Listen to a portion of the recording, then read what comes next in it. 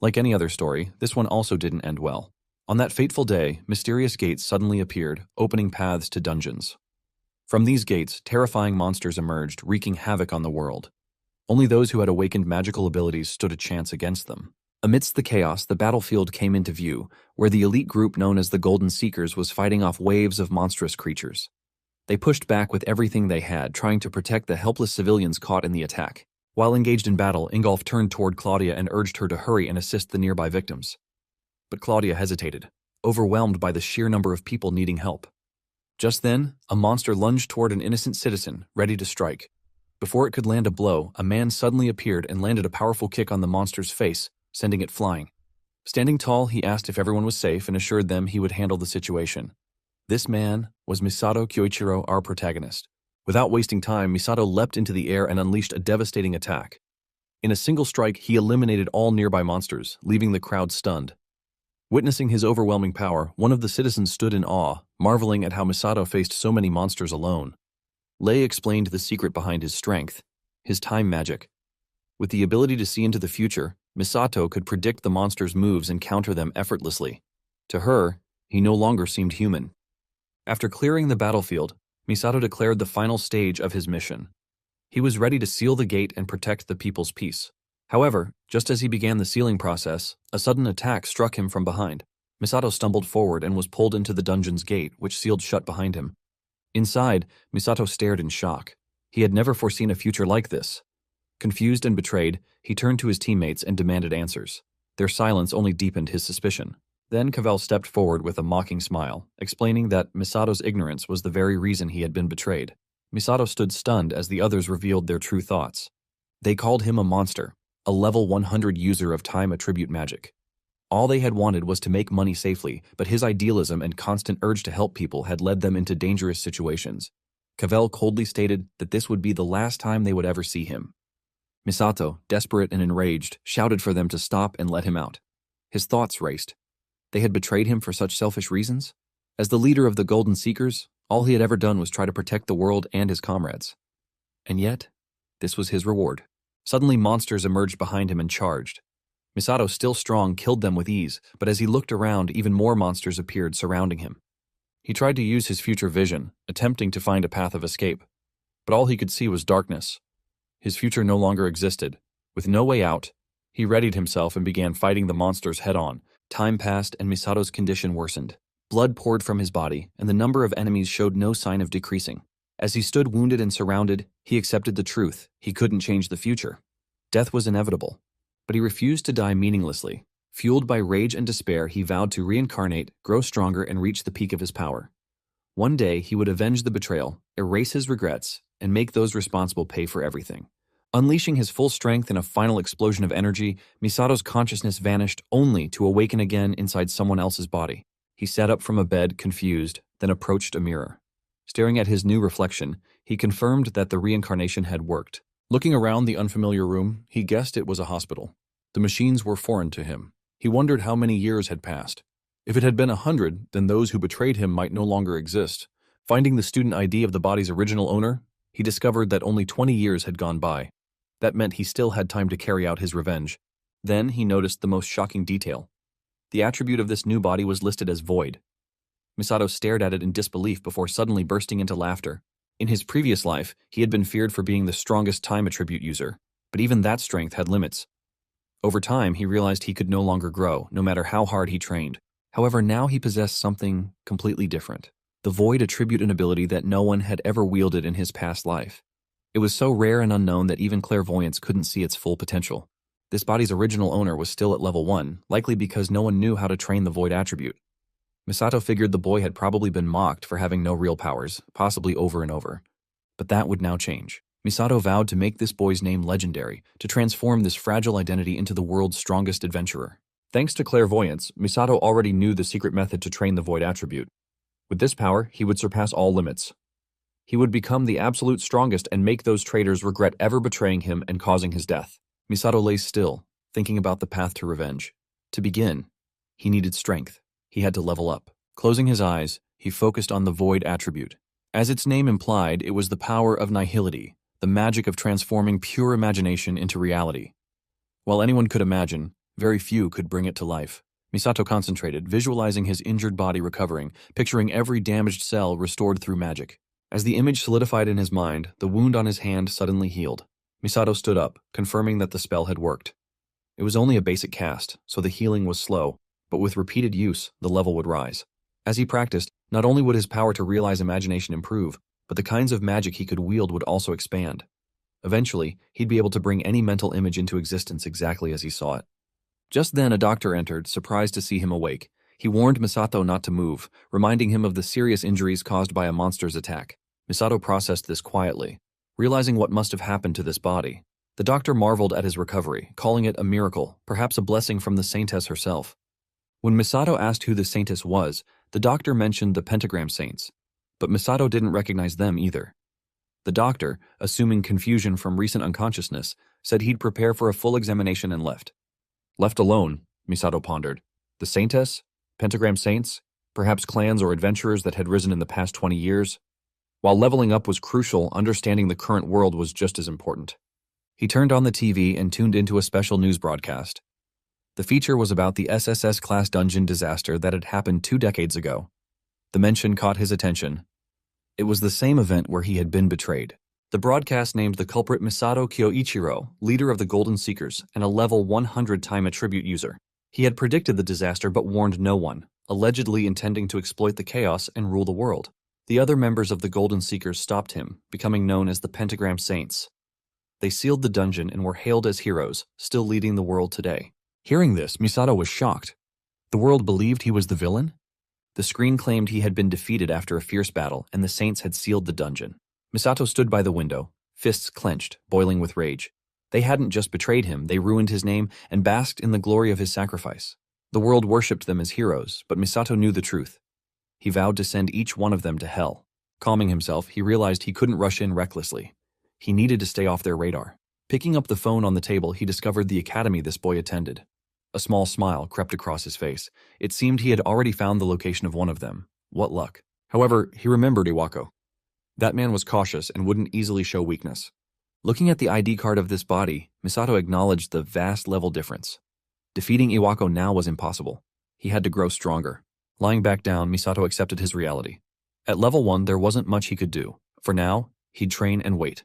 Iwako would be his first target. Weeks passed, and Misato was finally ready. His body had recovered, and he could now move freely. The doctor was astonished by the rapid recovery, once again calling it a miracle from the saintess. But Misato knew the truth. It was all thanks to his own power. Thanking the doctor for his care, he stepped out of the hospital. With preparations complete and his level at a decent state, it was time to begin. It was time to warm up and head to a dungeon. Misato remembered what the doctor had told him. Kyosuke's entire family had died in an accident. He felt a bit of sympathy for the original Kyosuke, but this tragedy gave him complete freedom to act without constraints. It meant he could now pursue his goals without anyone interfering. With those thoughts, Misato arrived at the entrance of the dungeon. He looked ahead, wondering if this was the right place to level up and grow stronger. This seemed like a good opportunity to test his power. Approaching the gate, he showed his ID card to the guard and attempted to walk past, but the guard suddenly grabbed his hand, stopping him. The guard warned him, stating that Misato was only level 27. This dungeon required adventurers to be at least level 30 to form parties and enter. Entering alone at such a low level was essentially a death sentence. Misato calmly explained that while those rules applied generally, he was a student of the Tokigo Adventurer Training Academy. As long as he signed the consent form, he could enter. The guard hesitated but admitted it was technically allowed. Nearby, a group of young adventurers standing under a tree spoke up. They said the guard was only worried for Misato's safety and that a beginner like him should know his place. Misato ignored them and asked the guard to confirm where he should sign. After signing the form, he headed toward the dungeon, asking the guard if there were any remaining issues. The guard turned to the group under the tree and asked them to follow Misato.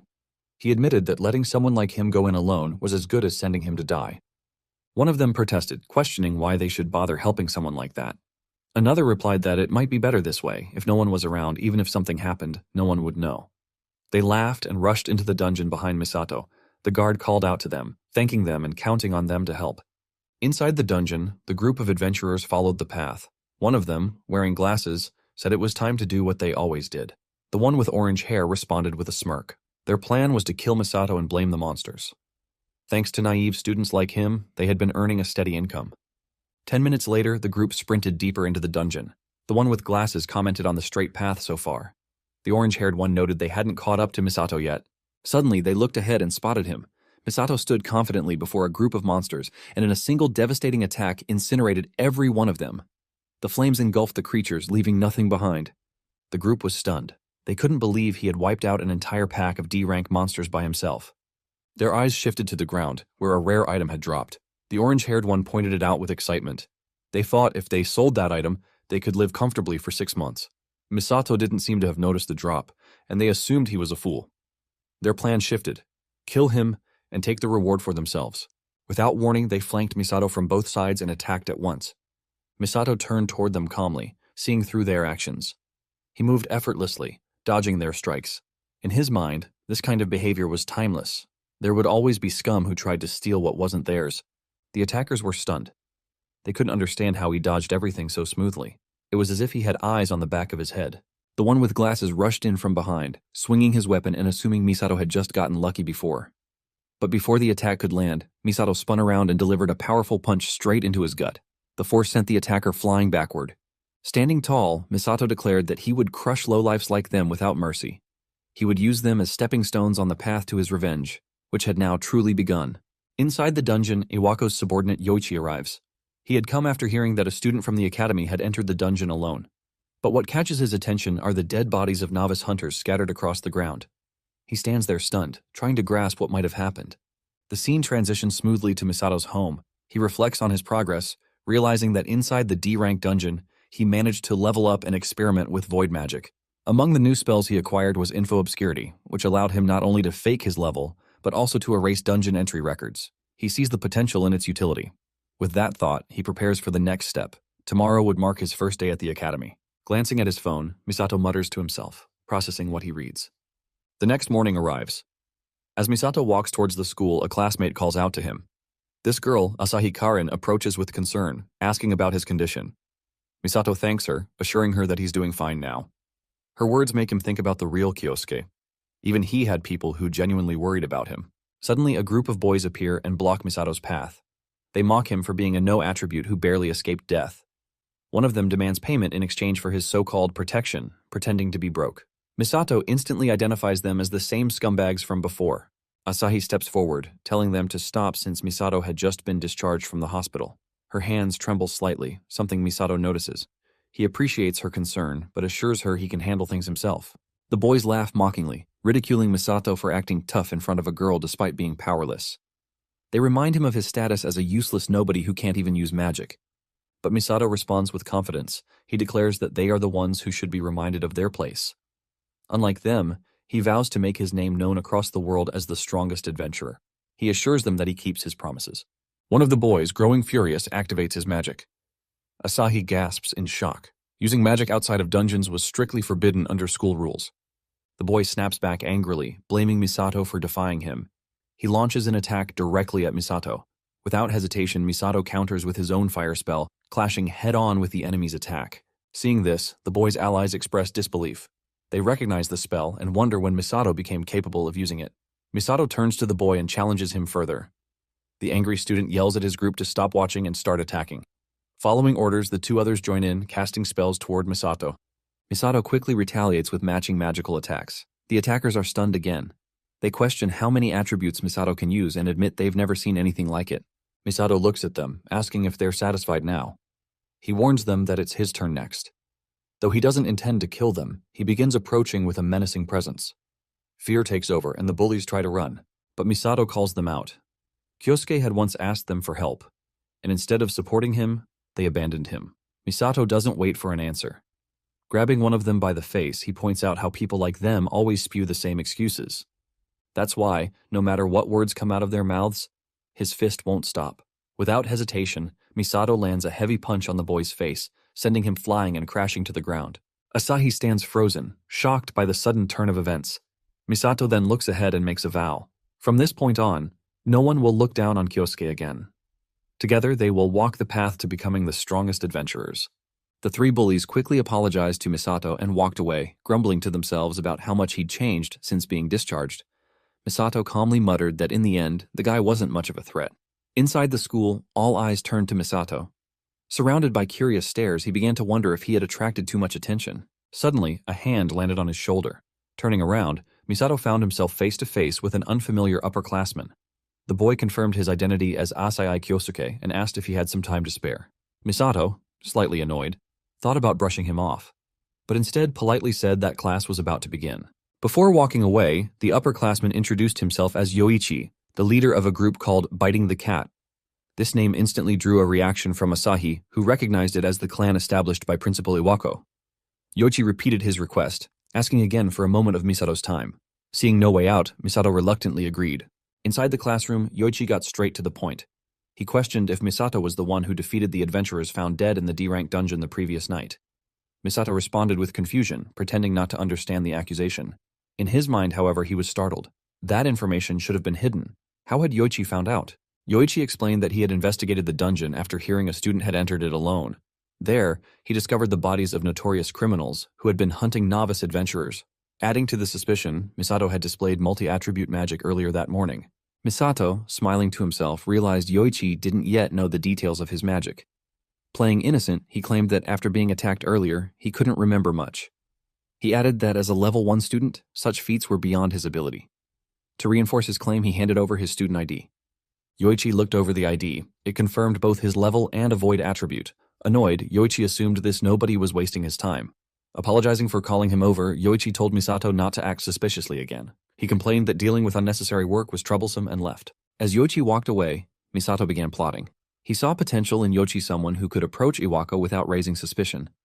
The thought of turning him into a pawn crossed his mind. This might be the perfect moment to test a specific magic. Meanwhile, Yoichi met with Headmaster Hideki and delivered his full report on the D-rank dungeon incident. After hearing everything, Hideki criticized him for choosing the wrong targets and reminded him to be more cautious about who he worked with. Yoichi apologized sincerely and promised to de-escalate the situation immediately. The headmaster grew serious. He warned that if word got out about Yoichi's involvement in novice hunting, criticism would reach him as well. Grabbing Yoichi's face in anger, he reminded him that even someone like him could be discarded in an instant if things went wrong. Frightened, Yoichi quickly acknowledged the warning. But inside, he fumed, frustrated by the situation. He regretted not squeezing more hush money out of the criminals when he had the chance. Still annoyed, Hideki mentioned one detail he couldn't understand. According to Yoichi's report, the student who entered the dungeon had to be a third year, but not a single third year had registered dungeon entry that night. This led him to conclude that the novice hunters must have been killed by a monster, and Yoichi was lying to cover it up. To Hideki, this explanation sounded far more realistic than believing a student defeated seasoned criminals alone. Yoichi responded cautiously, and Hideki emphasized that unless something truly extraordinary had happened, his theory stood strong. At that moment, Yoichi recalled Misato's student ID and the void attribute listed on it. He then asked Hideki whether a unique attribute might be involved. Hideki considered the question and agreed that it was indeed a possibility. With a smile, Yoichi assured the headmaster that he would take full responsibility for resolving the situation swiftly. Inside a dark dungeon, a group of adventurers were locked in battle with a terrifying monster. As the creature closed in, fear took over, and the group began to retreat in panic. But just before the monster could strike, a sudden, powerful attack brought it crashing down in a single blow. Yoichi had delivered the finishing strike and quickly commanded the others to maintain formation. Witnessing his strength, the nearby students couldn't help but admire him. They whispered among themselves, praising his abilities and recalling that he was chosen personally by Principal Iwako. Some even considered joining his clan, Biting the Cat. After clearing the area, Yoichi informed the others that all the nearby monsters had been dealt with. His teammates congratulated him for his efforts. Yoichi acknowledged their support, then excused himself, saying he had other business to attend to. As he left, he pulled out a chain and activated it, commanding it to reveal Asai Kyosuke's location. The chain responded, pointing him in the right direction. Realizing ASI was far from the rest of the students, Yoichi smirked. The distance worked in his favor. If anything happened to ASI now, it could easily be passed off as an unfortunate dungeon accident. First there was the novice hunter incident, and now this. Ever since ASI had been discharged from the hospital, he had been nothing but trouble. More importantly, Yoichi still couldn't stop thinking about what the students had said. He recalled how those frightened students had begged him to believe them. They had claimed that a no-attribute mage had copied their spells and attacked with overwhelming power, conjuring flames beyond anything they'd seen before. Yoichi had dismissed them at the time, deciding he'd heard enough. Before leaving, he ordered his team to re-educate the cowards who had lost to someone so supposedly weak. He had no use for such failures. Their desperate plea still echoed in his mind that the one who attacked them was no longer human. The fear in their eyes had been real. To confirm his suspicions, Yoichi had arranged for ASAI to attend a special class hosted by Biting the Cat, but all ASAI showed there were strong illusions. Yoichi suspected a magic item might be behind it. He remained convinced that ASAI had defeated the novice hunters using dirty tricks, not skill. While walking through the dungeon, Yoichi noticed another monster corpse on the ground. The clean burn suggested ASAI was responsible. A single fiery attack had brought it down.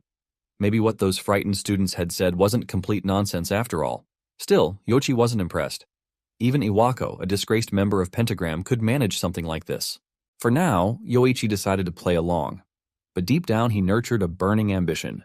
One day he would surpass Iwako, take his place in the pentagram, and rule from the top. A crooked smile spread across his face as he imagined that future. But for that to happen, no one could learn about his ties to the novice hunters. ASAI Kyosuke was dangerous. If left unchecked, he could cause even more trouble. Yoichi resolved to eliminate him, staging it as another dungeon mishap. He followed the chain's direction, believing ASAI was just around the corner. But as he turned, he froze in shock. Right in front of him, ASAI sat casually atop a pile of slain monsters. Misato stared at him, annoyed, and remarked that he was tired of waiting. Yoichi panicked. His presence had been perfectly concealed. There was no way ASAI should have noticed him, but ASAI read him like a book, casually calling out exactly what Yoichi was thinking. Stunned, Yoichi wondered if ASAI had somehow read his mind. As he stepped forward, he demanded to know what ASAI really was. Misato coolly responded, mocking Yoichi's reputation. Though Yoichi had been chosen by Iwako, he didn't seem impressive at all. Misato then brought up Yoichi's past, how he had hunted down novices and extorted money from them, echoing the same cowardice seen in Iwako. That accusation hit hard. Yoichi, stunned, questioned how Misato knew all that. But Misato wasn't done. He pointed out that while Yoichi enjoyed tormenting others, he had never experienced the fear of being hunted himself. That was about to change. Misato prepared to use his magic, not just to attack, but to make Yoichi suffer and dance to his tune. Yoichi stared at Misato with growing concern, realizing just how dangerous his opponent truly was. Determined to protect his ambition, Yoichi summoned his sword and charged forward to defeat Misato at any cost. Jumping back to dodge the attack, Misato then calmly prepared an attack, unimpressed by Yoichi's display. He unleashed a fire spell, but Yoichi sliced through it with his sword, mocking the attempt. Suddenly, a thunder strike shot toward him. Yoichi blocked it, but the force pushed him back. At the same time, sharp spikes erupted from the ground beneath him. He quickly cut through them with his blade. Frustrated, Yoichi acknowledged that Misato could use multiple attributes. He questioned the strange power behind Misato's void. Out of nowhere, Misato appeared behind him and attacked with a sword, which Yoichi barely managed to block. He pushed Misato back, annoyed that he was interfering with his plans. When asked about those plans, Yoichi proudly revealed his goal to surpass Iwako and become a pentagram saint. Misato questioned his choice, pointing out there were others he could challenge. But Yoichi explained that Iwako, being a pentagram dropout, was the weakest. If he could replace him, he would gain the right to rule the world. Disgusted, Misato called his ambition despicable. Yoichi challenged the insult, but Misato dismissed his concerns, saying he had nothing to worry about if Yoichi's goal was so pathetic. Enraged, Yoichi lunged forward and clashed swords with Misato, defending his desire for power. He ranted about wanting money, women, and strength so overwhelming that no one could stand against him. Once he became a pentagram saint, he believed he could manipulate even the saintess. But Misato had heard enough.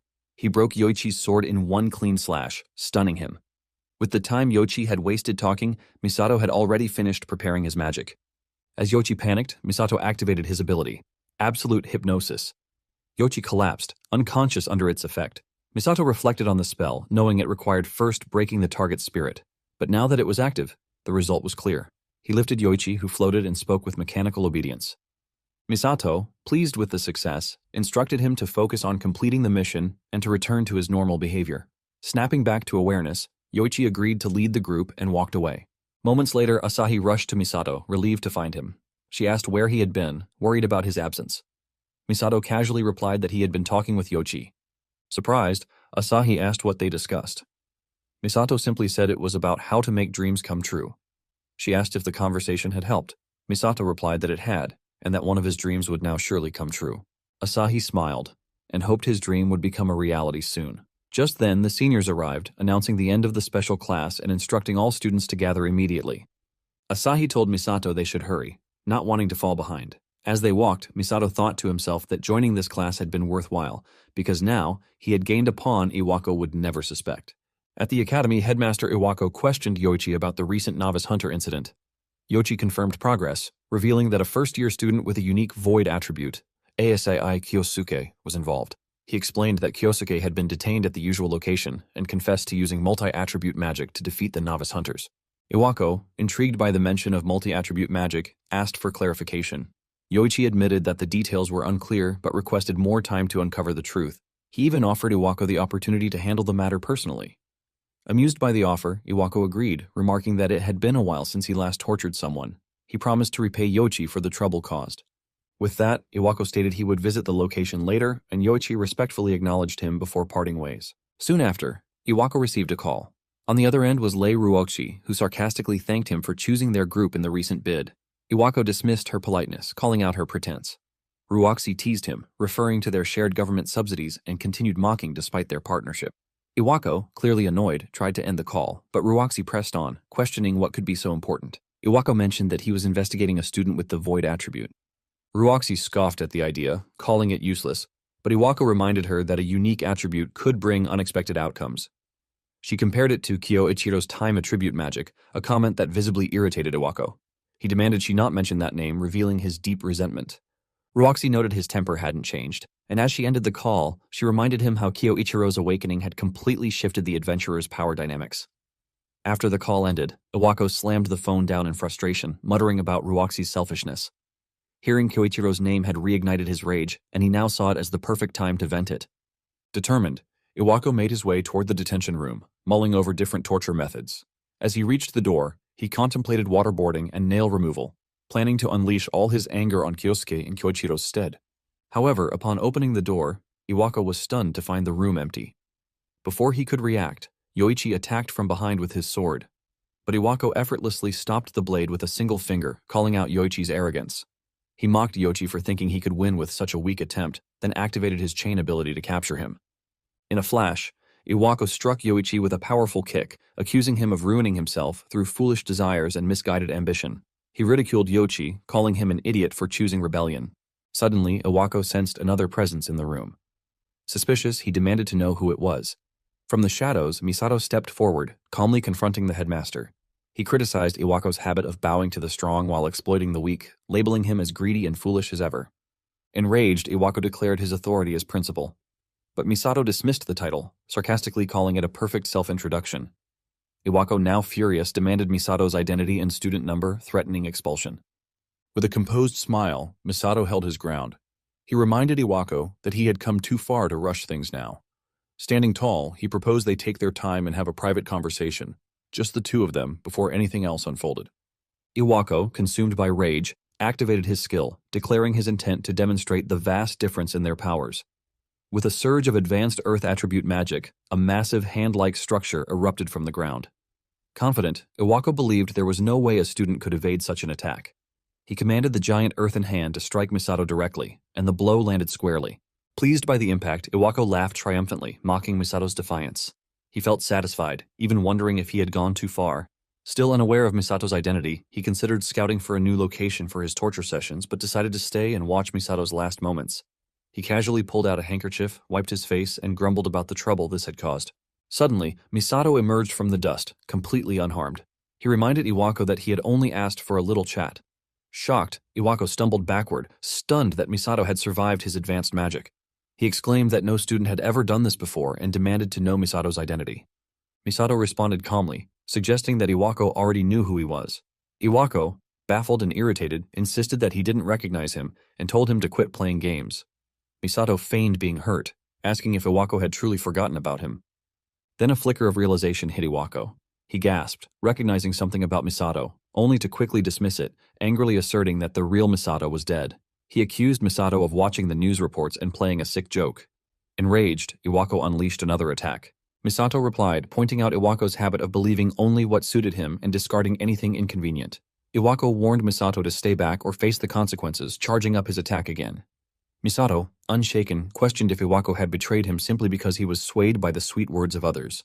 Without waiting for another word, Iwako launched his attack. But Misato, holding his own power in hand, slashed through the incoming magic with a single strike. The move stunned Iwako, who recognized the attack. It was the same magic Misato had once used in the past. Panic overtook him as he dropped to his knees, muttering that Misato had been sealed away in the dungeon. Misato confirmed that he had indeed been trapped and thrown into utter despair. Iwako, trembling, asked if he truly was Misato. With a faint smile, Misato acknowledged that it had taken Iwako long enough to realize. After all this time, he was glad Iwako still remembered him. Iwako sprang to his feet, shouting in disbelief. Accepting Misato's presence would mean acknowledging that he had died and returned to the world. Refusing to believe it, he charged his skill with renewed rage and launched another attack at Misato. Misato quickly jumped backward, dodging it with ease. At that moment, the massive hand from above also struck down, but Misato evaded that too. Watching this unfold, Iwako grew frustrated, calling Misato insolent, yet determined to regain control. Despite being mocked for being a non-combatant during his time as a Golden Seeker, and even now by other Pentagram Saints, Iwako reminded himself that their ridicule didn't make him weak. Drawing out more of his power, he activated the secret technique he had spent 20 years perfecting, dual magic of wind and earth. With this amplified energy, he fired a direct attack at Misato. The blow landed with force, triggering a minor explosion. Standing amidst the aftermath, Iwako boasted that this was his strongest magic. Observing no counter from Misato, he broke into laughter, celebrating his apparent victory. He declared that he had defeated Misato once and for all. He claimed that Misato had underestimated him, forgetting how much time had passed. It had been 20 years, and in those years Iwako's strength had grown. The man Misato once knew no longer existed. Iwako was proud to finally surpass the others and saw himself now as the strongest among the Pentagram Saints. But just then, a calm voice echoed. Misato asked if he was done. Iwako froze. Seeing Misato alive and unscathed, he stared in shock, questioning how he had survived so many attacks. He wondered if Misato had somehow gained powerful new magic. Misato acknowledged Iwako's strength, calling him a hero of the era, but now he no longer needed to hold back his own fury. Iwako panicked. In his mind, he knew Misato was a monster, but he also believed there was no turning back. He had climbed too far to be dragged down again. With desperation, Iwako launched another attack using his massive hand ability, convinced this time he would land the hit. But Misato mocked him for barking as loud as ever. He used his own ability to melt Iwako's magic hand using water, rendering the attack useless. He reminded Iwako that such tricks weren't enough to defeat him. Anger boiling, Iwako screamed for Misato to stay away and hurled yet another attack.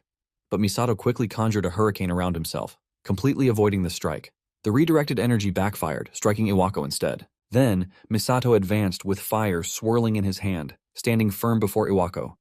Panicking, Iwako dropped to his knees and pleaded for forgiveness.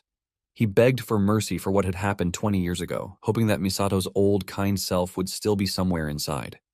In his mind, Iwako believed Misato was still a fool with a soft heart, and that his plea would work. But Misato coldly told him to shut up, reminding him how he had been trapped all those years ago.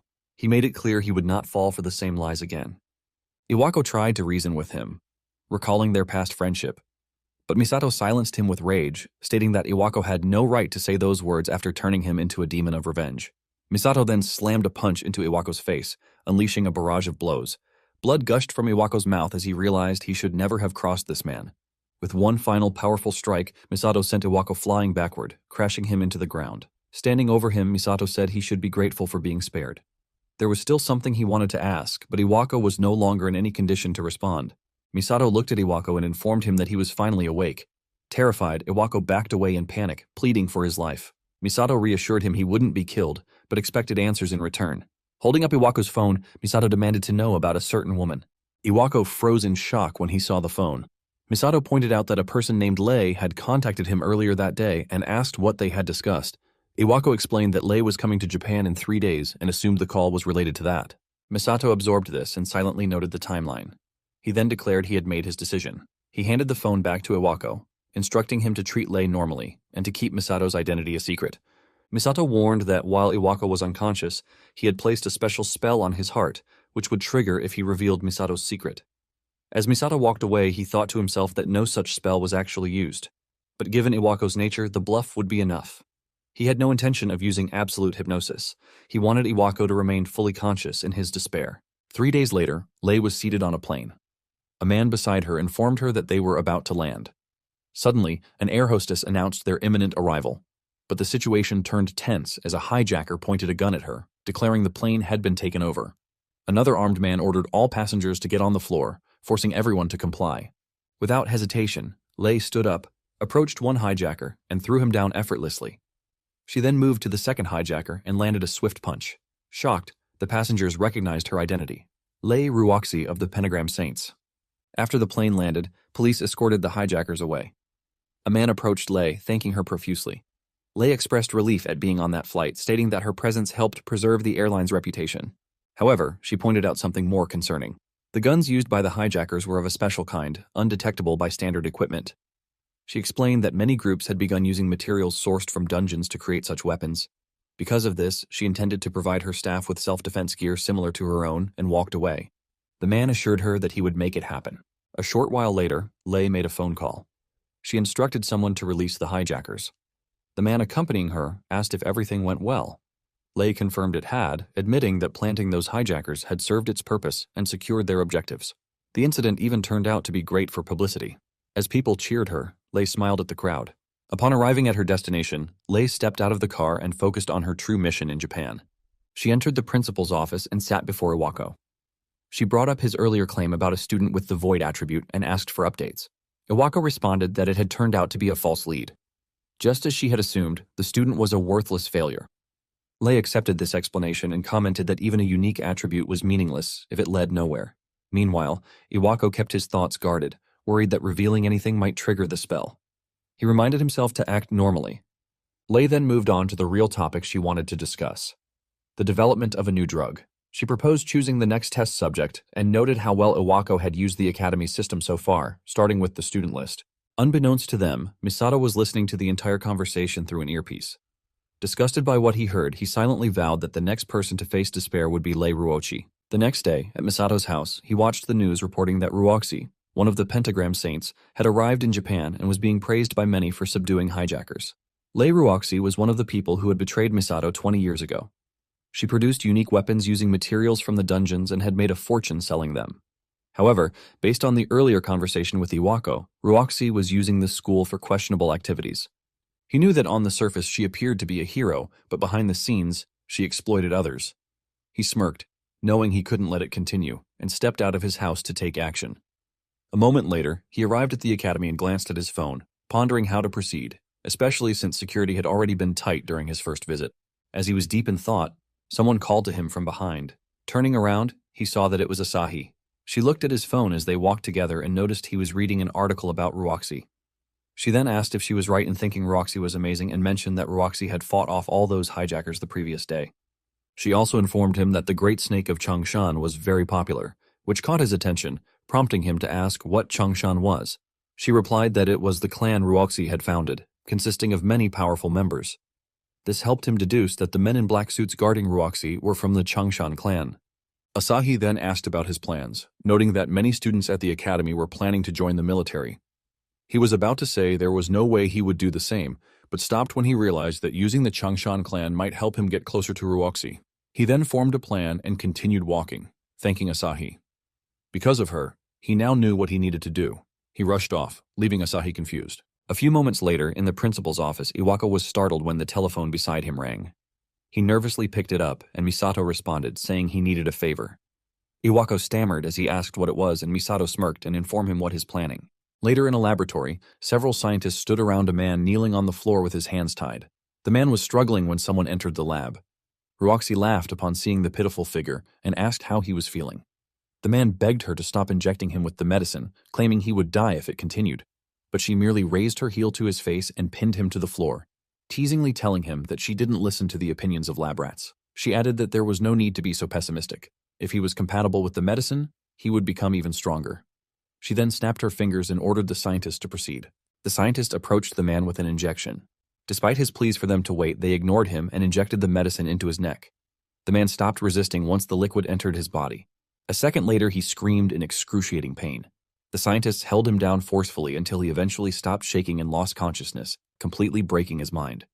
Ruoxi, disappointed, muttered that it had resulted in another failed subject and concluded that without at least some magic skill, the experiment wouldn't work. She then turned around, telling the scientists they still needed more data. Shinyu informed her they would soon need more test subjects, and Ruoxi agreed, stating they would once again disguise the operation as recruitment for the Great Snake of Changshan. They entered the elevator as she spoke to Iwako on the phone, referencing the test subjects they had previously discussed. She told him she needed individuals skilled in magic and asked if he could select some students from his academy. Iwako nervously responded with a suggestion. They could hold a selection at the academy to identify those with the necessary skills. She was impressed and praised him for the idea, saying the date, time, and details would follow, then hung up. Meanwhile, in the principal's office, Iwako put down the telephone and looked up, knowing he had done just as Misato had asked. The next day, students gathered in the meeting room, where Shinyu announced that the Great Snake of Changshan would be holding a selection exam to find new recruits. The students were amazed and excited, believing this was their chance to join the popular clan. On the sidelines, Misato smirked, knowing that this was his opportunity to get closer to Ruoxi. A moment later, on the academy field, Shinyu thanked the students for attending the selection exam for the Great Snake of Changshan and informed them that he would explain how the exam would proceed. While Shinyu explained the rules, Misato understood that to join the Great Snake of Changshan and get close to Ruoxi, he had to pass the selection. As he approached Iwako, he tried not to draw attention to himself but knew it would inevitably happen, because to catch the eye of young Shinyu, Ruoxi's right-hand man and the examiner, he would need to demonstrate his power. Hours later, he was resting in a hallway when someone called out to him. It was Asahi, asking if she was right in thinking he was taking the exam. He replied yes and asked if he was right that she was joining too. She confirmed it. He didn't want Asahi to get involved, but she warmly explained that although she knew she didn't truly belong there, she had her own reasons for wanting to join, which confused him. She then confidently told him that they should both do their best so they could succeed together. And he agreed, knowing he had to make it no matter what. An hour later, all the students were gathered on the field when the examiner announced that the test to measure their magical power would begin. He explained that the measuring device would visualize the magic power of anyone who touched it and instructed them to step forward one by one. One student bravely walked forward and placed his hand on the device. The examiner observed and recorded the results. A few minutes later, the examiner called Misato. Misato greeted him politely, saying he would be in his care, but the examiner only nodded, uninterested. Upon reviewing his student ID and seeing that Misato was a level 30 void, the examiner expected little. Misato then placed his hand on the device and released his magic power, which spread across the field. Both the examiners and the students couldn't believe how much light was coming from the device. When he withdrew his hand, the surrounding magic power slowly dissipated, and he casually asked the examiner if that was acceptable. The examiner snapped back to attention and replied yes, then rushed to his recorder and graded him S. The examiner noted that Misato had used earth magic and speculated that perhaps all he could do was generate a lump of earth. However, he thought having a lot of magical power wasn't enough. As if he had read the examiner's mind, Misato smirked and then demonstrated water magic. Shocked, the examiner watched as he went on to release fire, thunder, and wind magic as well. The examiners couldn't believe he could wield all the basic attributes simultaneously. Misato smiled, curious what they would think of a void attribute, often mocked as powerless, doing something like that. Asahi approached and excitedly told him it was amazing. He thanked her and encouraged her to do her best as well. A moment later, it was Asahi's turn. Facing a patch of dead plants, she released her magic power, slowly healing them until the plants revived and bloomed. Murmurs spread among the onlookers, some teasing her for only being able to revive flowers and dismissing it as unimpressive. Yet Misato was surprised. He recognized it as light attribute magic, a rare type. However, he knew it would be difficult for the examiner to evaluate properly, which made him feel a bit sorry for her. Still, he believed it was better if she didn't get dragged into things. Asahi walked shyly past Shinyu, unaware that she was being considered as a potential test subject. After several evaluations, they reached the one-on-one duels. Shinyu revealed the opponents, and the students were horrified. They asked if he expected them to fight members of the Great Snake of Changshan. Shinyu reassured them that they wouldn't be judged solely on winning or losing. Their performance mattered most. However, he was confident no student could actually defeat one of the clan members. A moment later, a large man laughed and asked Misato if he was the student who had stirred things up during the exam. He remarked that Misato had shown off and done well in the earlier tests, but claimed he would prove that it meant nothing in real combat. Misato warmly agreed and responded that he hoped to learn a lot from him. The man announced he would end the fight in one blow, then cast a massive earth spell. Punching the stone, he sent shards flying toward Misato, but Misato easily stopped each piece using wind magic and hurled them back, striking the man. Stunned that his magic was destroyed in one move, the man was further shocked as Misato vanished and reappeared behind him, aiming sharp ice at his neck. Misato asked if creating an opening by casting magic counted as real combat and remarked that he had learned a lot. The examiner stammered as he announced Misato the winner. Shinyu was speechless. He couldn't believe Misato had defeated a member of the Great Snake of Changshan and wondered who he really was. Later that night, in a penthouse, Shinyu called Ruoxi to report that the exam had concluded. She asked if he had found any interesting candidates. He replied that one student stood out. She asked what he meant, and he explained that the student had delivered an overwhelmingly strong performance, yet was of the void attribute. This made her wonder if it was the same student Iwako had been monitoring. She sat up, laughing, and told Shinyu that it looked like she would soon get her hands on a very interesting guinea pig. The next day, the students gathered once again in the meeting room as Shinyu informed them that he would announce the names of those who passed the selection exam. Shinyu called Misato first, which the other students had anticipated. Misato smirked, knowing everything had gone exactly as he planned. Now, he could finally get close to Ruoxi. Shinyu then called Asahi, which surprised her, but Misato was even more shocked. He hadn't believed that simply possessing a unique attribute would be enough to pass. He began to suspect that Ruoxi was using the academy students for some deeper conspiracy, as there had to be a specific reason for Asahi's selection. Asahi noticed him staring and responded with a warm smile, which calmed him. He reassured himself that it was fine. He wouldn't let them lay a finger on Asahi. All he had to do was achieve his goal while protecting her. A few days after the selection exam, at the Japanese branch of the Great Snake of Changshan under the Rusi Company, Shinyu welcomed the students who had passed and informed them that a suitability check would be conducted before their official induction. He also mentioned that Ruoxi would meet them after the check. The students followed Shinyu, who began showing them around the facility. Misato wanted to go to Ruoxi immediately but couldn't leave Asahi's side. Asahi then commented that being in such a large building made her nervous, to which he agreed. She added that joining the Great Snake of Changshan made her really happy. He didn't share her enthusiasm and instead asked why she wanted to join. She revealed that her mother was in the hospital and that the medical expenses were quite high. He replied that he understood and realized that she wasn't doing this for herself, but for her mother. That made him feel an even stronger need to protect her. Shinyu then pointed toward the basement and informed them that they had arrived. As they descended, Misato noticed it was a testing facility and had a hunch. Suddenly, Shinyu ordered the men to shut the door, startling everyone as the basement entrance locked behind them. Misato immediately understood that they had no intention of letting anyone escape. Things were about to get serious. Two students approached Shinyu and asked what was going on, but Shinyu sternly ordered them to be quiet, completely terrifying them. He then reminded them that, as explained earlier, they would conduct a suitability check, specifically for a new drug under secret development. Shinyu displayed the medicine and explained that it was created using dungeon-gathered ingredients and could dramatically enhance physical and magical abilities. The two students looked confused and asked if that was supposed to be a good thing. Misato instead asked whether the drug had any side effects. Shinyu chuckled and replied that it would be faster to show them, then pointed to a screen. The screen lit up, displaying a man begging as scientists forcibly administered the drug. The students were horrified watching the footage. Furious, the two students turned to Shinyu and demanded to know what that was.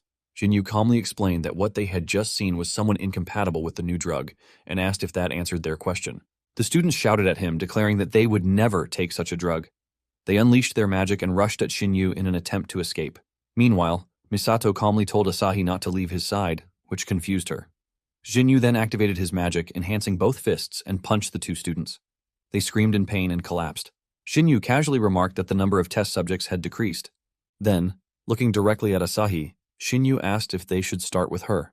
He filled a syringe with the drug and noted that she was the student with the light attribute. He was eager to see the results.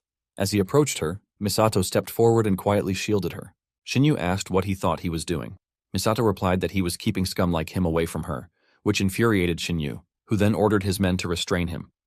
The suited men moved in, but Misato swiftly dodged one of them and struck the man in the neck, knocking him out. The rest hesitated. He then dashed forward and took down the remaining men in a flash, leaving them all collapsed on the floor. Shinyu stared in disbelief at the scene. None of the men had landed a hit. Misato turned to him and said he was next. Panicking, Shinyu rushed toward Asahi, deciding to capture her while he still had the chance. But before he could touch her, Misato appeared and grabbed his hand.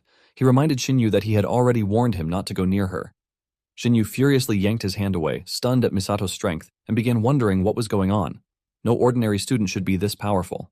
Misato, however, simply warned him to brace himself.